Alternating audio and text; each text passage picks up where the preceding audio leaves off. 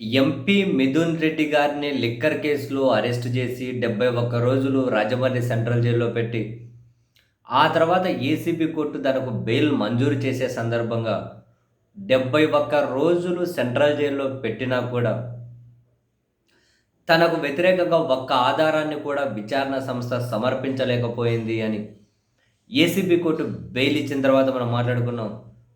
ఒక ఆధారం కూడా లేదు. ఏసీబీ కోర్టు మిథున్ రెడ్డికి ఆల్మోస్ట్ క్లీన్ చిట్ ఇచ్చింది. క్లీన్ చిట్ ఇచ్చింది. మరి ఇన్ని రోజులు ఆయన జైల్లో పెట్టి ఏం సాధించారు వీళ్ళు? ఏం ఆధారాలు లేకుండా ఎందుకు అరెస్ట్ చేశారు? అని చెప్పి మాట్లాడుకున్నాం. తాజాగా ఆంధ్రప్రదేశ్ హైకోర్టులో మిథున్ రెడ్డి గారి బెయిల్ అంశానికి సంబంధించి విచారణ సంస్థ వేసిన బెయిల్ రద్దు పిటిషన్. ఆ పిటిషన్‌కి మద్దతుగా వాళ్ళ తరపున వాదనలు వినిపించిన సిద్ధార్థ లూత్రా ఆంధ్రప్రదేశ్ హైకోర్టులో సేమ్ ఆర్గ్యుమెంట్ చేశారు.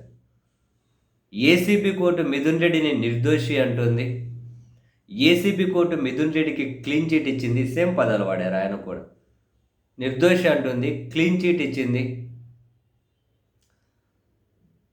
మేమిచ్చినటువంటి ఆధారాలను ఏసీబీ కోర్టు పరిగణనలోకి తీసుకోవడం లేదు. అంటే ఏసీబీ కోర్టు వేటిని పరిగణలోకి తీసుకోలే? 161, 164 కింద వాంగ్మూలాలు మాత్రమే మీరు సాక్ష్యాలుగా ఇస్తూ ఉన్నారు. ప్రూఫ్‌లుగా. అంటే సాక్షులు ఇచ్చిన వాంగ్మూలాలు, సహనిందితులు ఇచ్చిన వాంగ్మూలాలు. ఈ 2 ఒకరికి బెయిల్ ఇవ్వాలి అనుకున్నప్పుడు పరిగణలోకి తీసుకోకూడదని సుప్రీంకోర్టు జడ్జిమెంట్స్ ఉన్నాయి. ఎందుకంటే అవి నిజమో అబద్ధమో తెలియదు. మళ్ళీ క్రాస్ ఎగ్జామినేషన్ అప్పుడే తెలుస్తది కాబట్టి.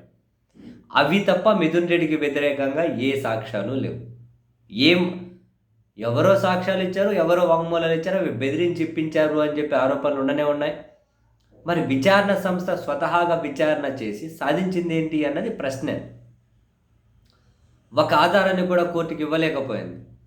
కానీ సిద్ధార్థ లూత్రా మాత్రం, అయ్యో ఆయనకు బెయిల్ ఇచ్చిన అంశాల మీద స్టే ఇవ్వండి, మిథున్ రెడ్డికి క్లీన్ చిట్ ఇచ్చారు, ఆయన నిర్దోషి, కేసు నీరుగారిపోతూ ఉంది. మేమిచ్చినటువంటి అవి వాళ్ళు పరిగణలోకి తీసుకోవడం లేదు. మిగిలిన నిందితులు వీటి ఆధారంగానే బెయిల్ అడుగుతారు. ఈ కేసు ఎటు కాకుండా పోతుంది. మిథున్ రెడ్డి మాస్టర్ మైండ్ అని ఆడ మాటల్లో చెబుతారు. ప్రూఫ్లలో మాత్రం ఏమీ చూపించరు. కోర్టు చెబుతున్నది అదే అని చెప్పి పాపం బోరున వాదనలు వినిపిస్తూ ఉన్నారు ఆంధ్రప్రదేశ్ హైకోర్టులో. సో దీన్ని విచారించిన రెస్పెక్టెడ్ జస్టిస్ వెంకట జ్యోతిర్మయ్య గారు, ఆయన బెయిల్ మీద ఉన్నారు. ఆయన వాదన వినకుండా మనం ఇప్పుడు ఏం చేస్తాం? ఏం ఆదేశాలు ఇవ్వాలి? ఆయన వాదన అయితే వింటామని చెప్పి మిథున్ రెడ్డి గారికి నోటీసులు జారీ చేసి తదుపరి విచారణ అయితే వాయిదా వేసింది హైకోర్టు.